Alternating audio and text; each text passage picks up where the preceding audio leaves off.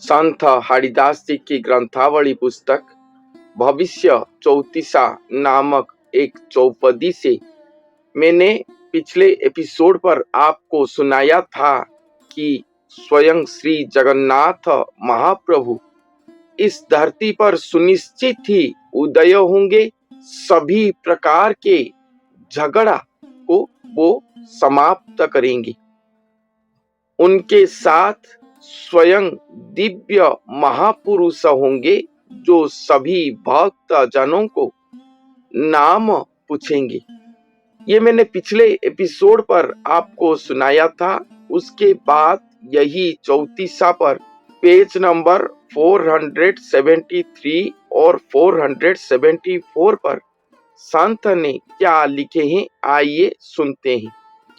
टेकिबे पाटकू सेही टाण भांगिबे गोसाई, टेला प्राय चूरी देबे टाणुआ जने नथिबे, टेकी भगवती खपर कुपाती आंठू मांकू चाहूथिबे। टेकिबे पाटकू सेही अर्थात वो महापुरुष आने के बाद, उदय होने के बाद, उनके साथ स्वयं श्री जगन्नाथ महाप्रभु उदय होने के बाद वो अपने पाट उठाएंगे ऊपर। सत्यमय पुरुष है वो, सत्य को ऊपर लाएंगे, सभी के टाण को चूरमार कर लेंगे, सभी के गर्व को चूरमार कर देंगे। जैसे मिट्टी के पत्थर को चूरमार कर देते हैं, उसी तरह सभी के गर्व, अहंकार, दृढ़पन, ये सभी को वो चूरमार कर देंगे।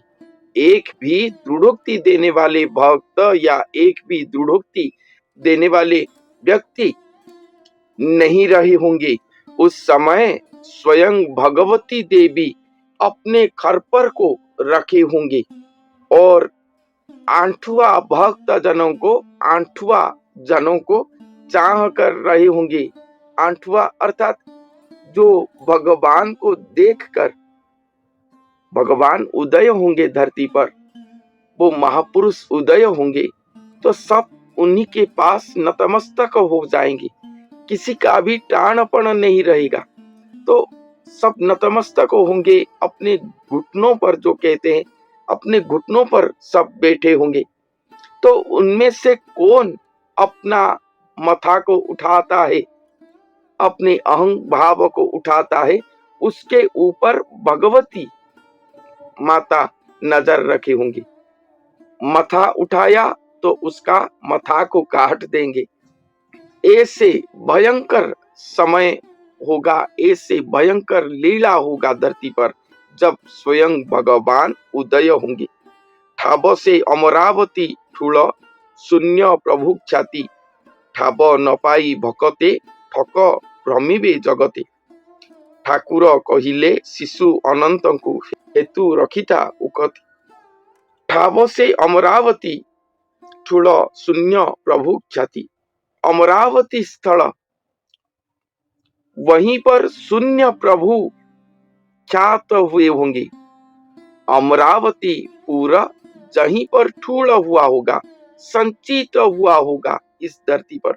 अमरावती का अर्थ होता है स्वर्गपुरा, जहीं पर देवता गण वास करते हैं, अमर गण जहीं पर विहार करते हैं। तो इस धरती पर एक अमरावती पूरा सृष्टि होगा और वही अमरावतीपुर पर सभी देवी देवता सहित अमर गण सब आकर रहे होंगे।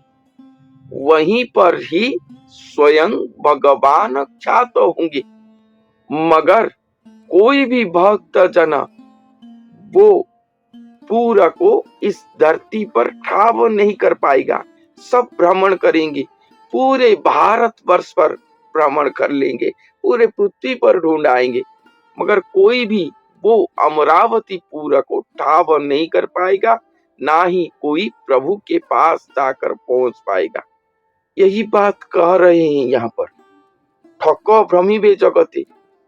और इसके सुजोग लेकर ठक जना जो होते हैं, जो भगवान नहीं है मगर अपने आप को भगवान कहते हैं, अपने बेटे को भगवान कहते हैं, अपने बंधु परिजन को, अपने गुरु को भगवान कहते हैं, कल्कि कहते हैं, वो सब भ्रमण करेंगे इस जगत पर और प्रचारित करेंगे कि यही है भगवान, कल्कि भगवान। मगर जो प्रकृत में कल्कि होंगे वो गुप्त में रहे होंगे। उनके पास शून्य अमर शरीर, अमर देही गण, शून्य अमर देही गण, वो सब रहे होंगे। स्थूल में जो कहते हैं कि भविष्य मालिका को लेकर सभी देवी देवता धरती पर जन्म लिए हैं, हम उन्हें एकत्रित कर रहे हैं, महासंघ हम कर रहे हैं, ऐसा लीला भगवान आकर नहीं करेंगे। भगवान क्यों जाएंगे, वो महापुरुष क्यों जाएंगे सभी भक्तों को एकत्रित करने के लिए? स्वयं सृष्टिकर्ता श्री जगन्नाथ महाप्रभु को वो आमंत्रण करेंगे। उनके कोटि कोटि शून्य बल को वो आमंत्रण करेंगे अपने पास। स्थूल देही उनको आमंत्रण नहीं करेंगे, शून्य देही उनको आमंत्रण करेंगे। शून्य बल पर वो बलिष्ठ होंगे। अंत में स्वयं भगवान आएंगे, इतने बड़ा संचार उनके पास होगा, शून्य शक्तियां आएंगे, सब शून्य ज्योतिर्मय बिंदु स्वरूप होकर उनके शरीर पर विराजमान होंगे कि वो धरती पर पर्वत सम दिखाई देंगे। इसीलिए उनका नाम यहाँ पर देही कलागिरी दिया गया है। वो उन्हें आमंत्रण करेंगे। धरती पर जितने भी देवी देवताओं के मंदिर पर शक्ति, महाशक्ति, चंडी चामुंडा शक्ति, ये सब रहे हैं, उन्हें आमंत्रण करेंगे। या वो सब जान जाएंगे कि लीला आरंभ हो चुका है, वो सब चले आएंगे शून्य देह पर, क्योंकि अभी जगत ध्वंस होने वाला है। भक्त उद्धार की कोई प्रश्न नहीं है। जगत रहेगा तो भक्त रहेंगे, जगत ध्वंस हो जाएगा तो भक्त क्या रहेंगे, कहाँ लीला होगा। इसीलिए पहले वो जगत को रक्षा करेंगे, कली को निपात करेंगे, सत्य को लाएंगे। तब भी ये धरती पर जहां जहां भी उनके भक्त जन जन्म लिए हैं, वो तो सब कली के प्रभाव से अपने चेतना खो कर रहे हैं। जब कली को ही निपात वो करेंगे, तब सत्य को प्रतिष्ठा करेंगे, तब सभी भक्त जन अपने अपने चेतना को पाकर खुद आकर उनके पास पहुंचेंगे। कली उनके मन इंद्रिय, उनके शरीर से हट गया होगा, उनके पास वो भक्ति जागृत हो गया होगा, समर्पण भाव जागृत हो गया होगा भगवान के पास आकर। तभी वो सब शरण जाएंगे, तभी भक्त लीला होगा, भक्त भगवान का लीला होगा। भगवान ये आकर देहधारी होकर भक्त को जाकर ढूंढेंगे कि मेरे भक्त कहाँ है। सब कली के प्रताप से सब अपने चेतना खो दिए हैं, और भगवान जाकर उन्हें कहेंगे तो भगवान के क्या वो सब पहचान पाएंगे, या उनके शरण में जाएंगे, या जाएंगे यदि वह जाएंगे तो क्या उनके अंदर वो भक्ति सृष्टि होगा। भगवान ऐसे व्यर्थ चेष्टा कभी नहीं करते। भगवान तब भी भक्त को अपने परिचय देते हैं जब वो भक्त के अंदर उतने भक्ति उतः होता है। भगवान को पहचानने की, उनके अलौकिकता को परखने की सामर्थ्य, वो भाव वो भक्त के पास दृश्य होता है, तब भी भगवान अपना परिचय देते। नहीं तो उनके साथ 24 घंटे आप बैठते उठते सोते सब कर लो, वो अपना परिचय नहीं देंगे। जदुवंशी स्वयं श्री कृष्ण के वंशज थे, फिर भी क्या हुआ, अपने अहंकार, अपने बड़, अपने दुष्टपन इतना भयंकर था कि भगवान लीला करके अपने वंशज को ही निपात कर दिए। क्यों? गोपी जनों को तो वो निपात नहीं किए, पांडवों को तो निपात नहीं किए, तो उन्हें क्यों निपात कर लिए?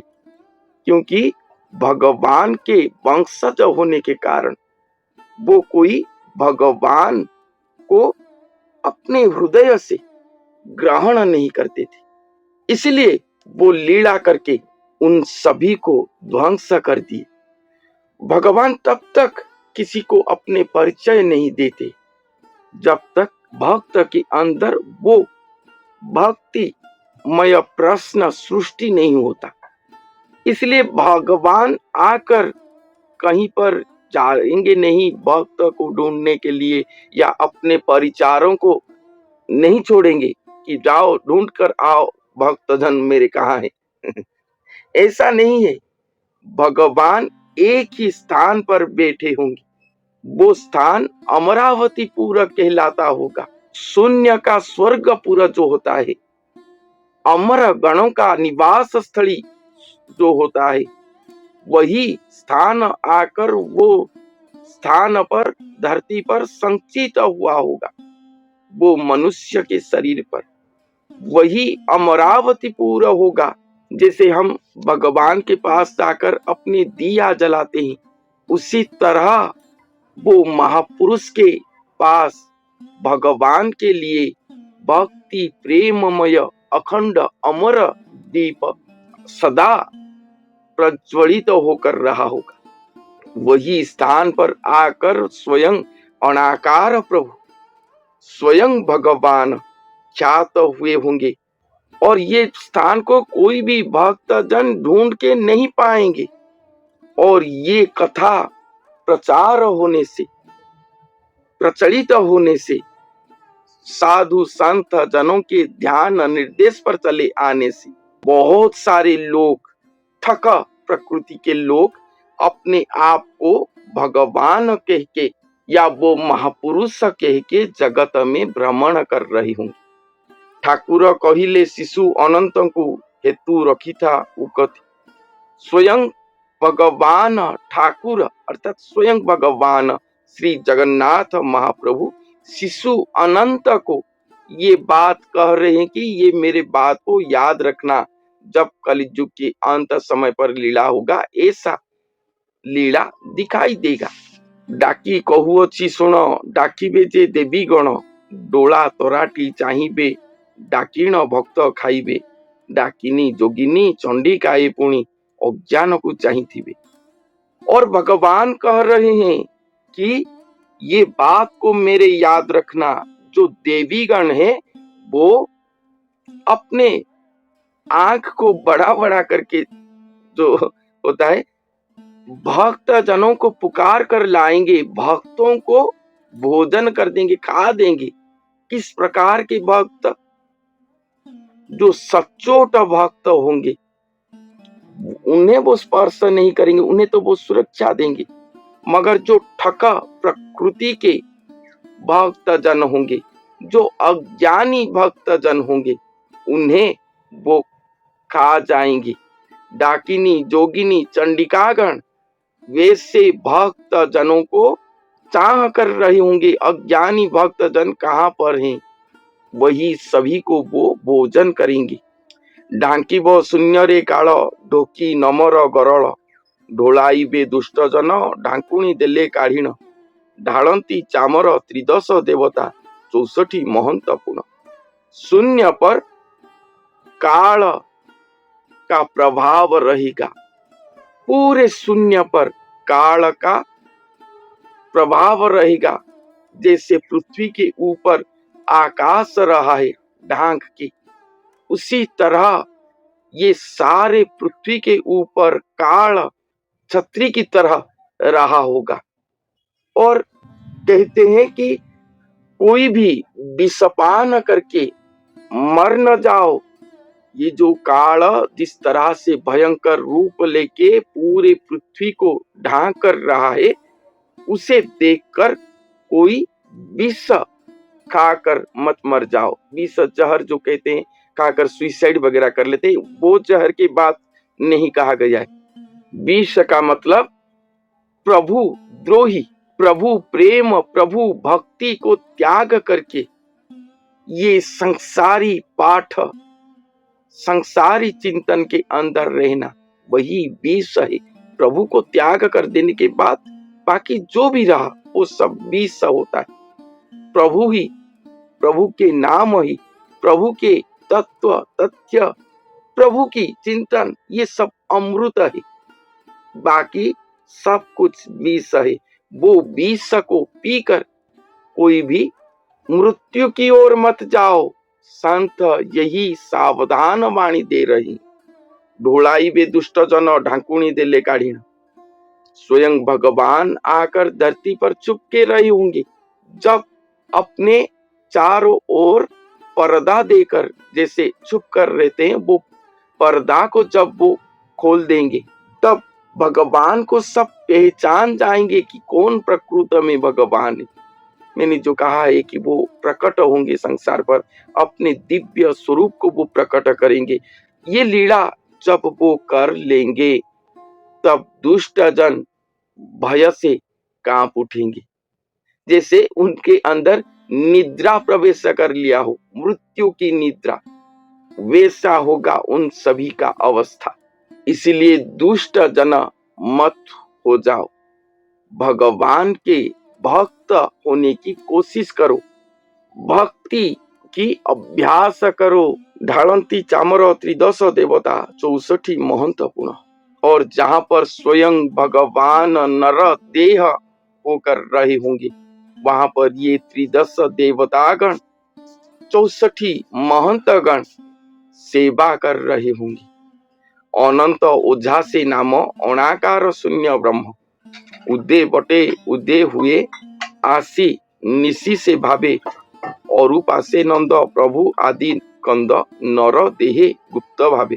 अनंत ओझा से नाम, ओझा एक संज्ञा है जो कि लोहे के काम करते हैं, मगर ओझा का अर्थ ये है भी कि शिक्षक जो होते हैं, जो वैद्य होते हैं, विष को दूर करने वाले वैद्य, विषधर सर्प को जो खिलाते हैं, वो सभी को भी ओझा कहा जाता है। यहाँ पर अनंत ओझा कहा गया है, अर्थात वो अनंत गुरु, वो जो महापुरुष होंगे वो स्वयं गुरु स्वरूप होंगे, स्वयं अनंत होंगे। वही अनंत गुरु के नाम पर स्वयं अनाकार शून्य ब्रह्म उदय होंगे। और जब वो उदय होंगे, निशी रात्रि समाप्त होगा, चारों ओर उजाला ही उजाला होगा, अर्थात कड़ी ध्वंस होगा, सत्य आएगा।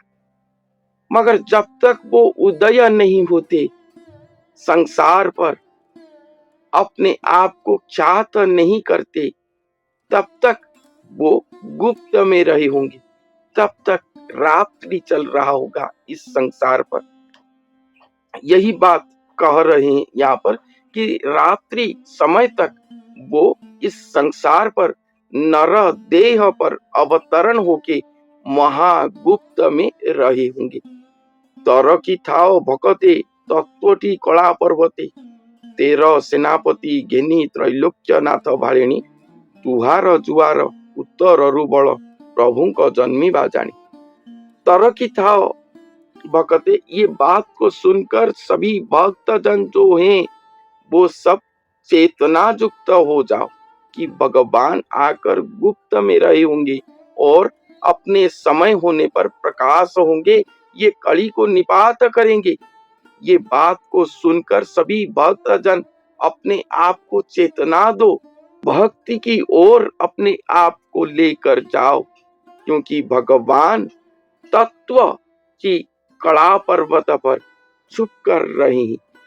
कहा गया है यहाँ पर तत्वमय कला पर्वत, तत्वटी कला पर्वत, जो तत्वमय कला पर्वत है, सचमुच का कोई पर्वत कला पर्वत वो नहीं, तत्वमय कला पर्वत, वहां पर गुप्त में रहे होंगे। 13 सेनापति जो हैं वही 13 जनों के साथ स्वयं त्रैलोक्य नाथ अपने विचार विमर्श रखते होंगे, उनके साथ सभी बातें शेयर करते होंगे। कला पर्वत जो हुए वहीं पर रहे होंगे, और ये कला पर्वत तत्वमय है, तत्वमय बात है जो इस चौपदी की आरंभ पर कही थे कि भगवान आकर देही कलागिरी स्थान पर रहे होंगे। देही कड़ागिरी अर्थात एक मनुष्य के शरीर पर रही होंगी, वो महापुरुष के शरीर पर। तो उसके बाद संत ने क्या लिखे हैं नेक्स्ट एपिसोड पर सुनते हैं। आज के लिए इतना ही, धन्यवाद।